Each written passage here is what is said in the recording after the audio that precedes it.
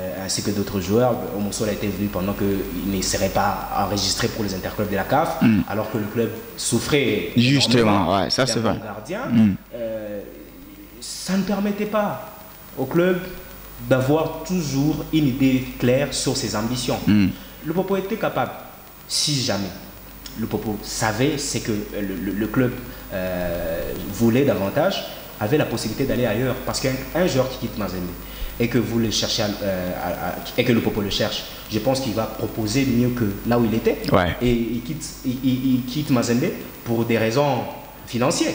C'est qu'il va vous dire là-bas, on me donner 3 000 par exemple, ici donnez-moi 5 000. 5 000, oui. Et pendant qu'on se rend compte que le club n'a pas les mêmes moyens, que Mazembe. Ouais. Le club donc ça peut impacter justement les finances. Et ces montants-là pouvaient être capitalisés pour aller chercher d'autres joueurs ailleurs, des joueurs moyens, mais qui peuvent venir donner au club. On l'a vu avec le jeune Masakidi. Personne ne l'attendait là. Même Orso Mwaku. Orso Mwaku. Vous voyez un peu, c'est que le club serait capable d'aller chercher des joueurs comme ça. Bon, certes, c'est déjà une politique, une philosophie. Je le crois bien. Cette saison, le Popo reste encore ce club-là qui louche, qui fait des beaux yeux aux joueurs au sein de Mazembe, au sein des deux clubs, parce que dans le tuyau, on savait que le Popo était derrière Kabaso Tchongo, avant qu'il ne prolonge avec Mazembe. Ouais. Voilà cet aspect de faire les choses qui dénotait une certaine confusion peut-être dans la politique. Et à un moment donné, je me demandais, est-ce les secrétaires qui étaient capables d'orienter les recrutements? Est-ce une cellule de recrutement qui savait qu'il fallait toujours prendre le joueur des Mazembe? Est-ce l'entraîneur lui-même qui voulait tous ces joueurs-là? C'était des questions comme ça qu'on se posait. Et par rapport à l'effectif de Popo la saison passée, c'est pas tout le monde qui a répondu favorablement. Et d'ailleurs, moi, je suis en train de remettre aussi en question le niveau des Mika Miché. Je me demande, c'est quoi ce vide des Mazembe où il était, le niveau qu'il avait au sein des Mazembe et le Mika Miché qu'on voit à l'Upopo? Alors, James, du côté des cheminots, on pense qu'on va faire ces recrutements. D'ailleurs, il y a quelques renforts qui sont venus, notamment Cartier, Dembélé, qui vient, il y a Valentin Nouma et puis Kambo Dramane, qui renforcent déjà cet effectif-là. Mais, malgré le rapport technique de Magasuba qui fustigeait le niveau des joueurs, qui pensait qu'il faut un renfort dans tous les compartiments, la communication officielle du club disait que l'on va garder au moins 85-90% de cet effectif-là. Vous pensez, vous le dites ici, que tout le monde n'a pas répondu la saison dernière. Et d'ailleurs, le président Kaboula a essayé de préciser une chose, quand il a dit qu'on va respecter les demandes du coach. Ils ont eu un tête-à-tête, c'est qu'à un moment donné, on s'était rendu compte que même quand certains analystes étaient en train de remettre en question le niveau du coach Magasuba à un moment donné, parce que le Popo gagnait certes, pas avec de la manière dont le coach l'avait promis, et que le club peinait en tout cas à gagner, c'était des scores en tout cas étriqués, par des scores plutôt étriqués.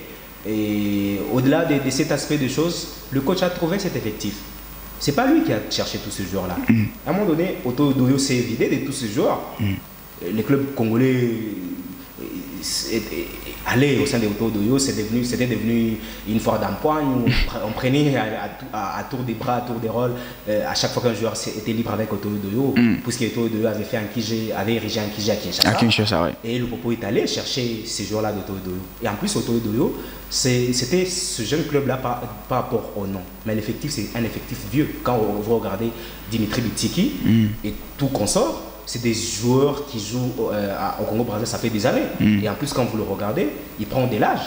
On l'a vu, il a pris part à beaucoup d'éditions du Chan. Et quand il arrive au sein de l'Upopo, ce n'est pas un joueur qui va mettre 5 ans, c'est pas pour 5 saisons qu'il va jouer. Alors, le staff avait émis ces vœux-là de garder pratiquement 90%, 80% de son effectif. Mais est-ce que c'était le désir du coach?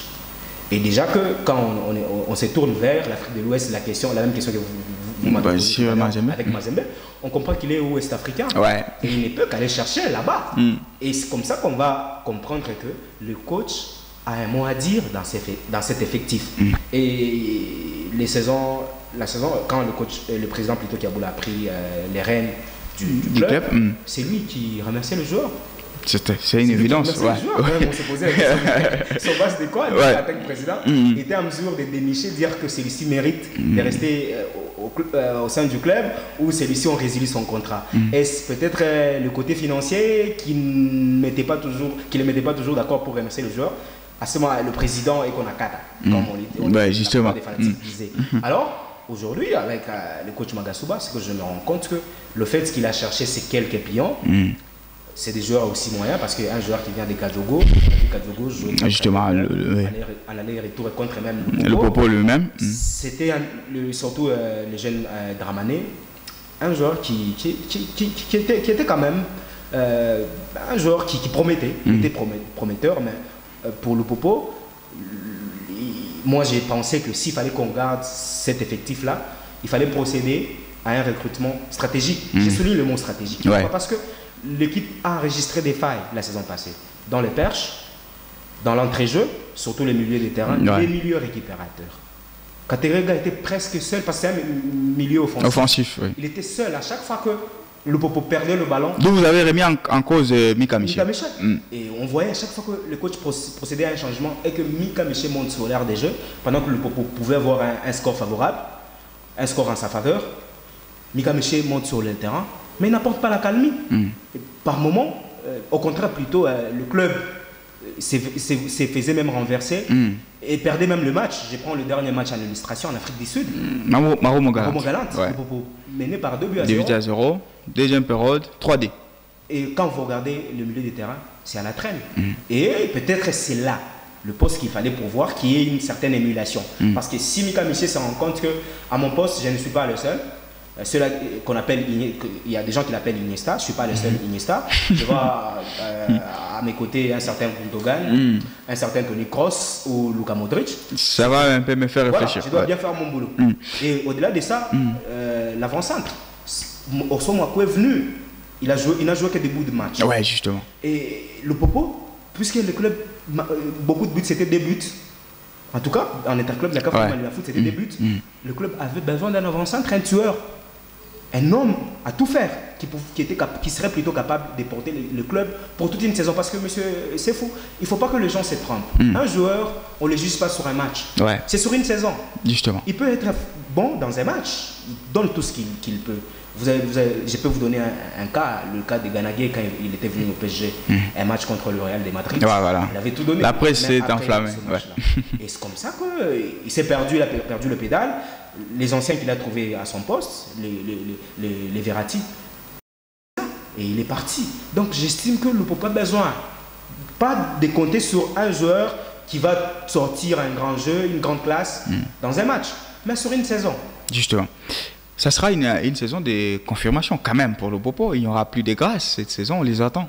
Surtout qu'ils veulent garder la grande partie de l'effectif. C'est confirmé parce qu'ils ont été quand même chapeau bas à eux par rapport à ce qu'ils ont montré la saison passée. Ça a été le seul club plutôt qui a enregistré beaucoup de points. Oui, justement. Et en plus, ils reviennent en interclub de la CAF. Ils connaissent quand même cette compétition. Ça faisait beaucoup d'années que le Popo ne joue plus les interclubs de la CAF. Mais cette fois-ci, avec cette expérience, il y a des joueurs qui viennent d'autres clubs sur qui on mise. Le club doit se confirmer carrément. On peut les attendre à quel niveau? Ils jouent la Coupe de la Confédération et la Ligue des Nations.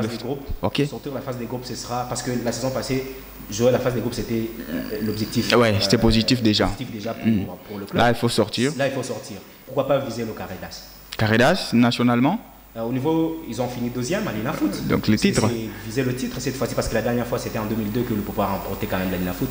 Bien dit, James Honorengano. Merci en tout cas. On a fini notre rubrique sans réserve, mais nous on continue les Galactiques.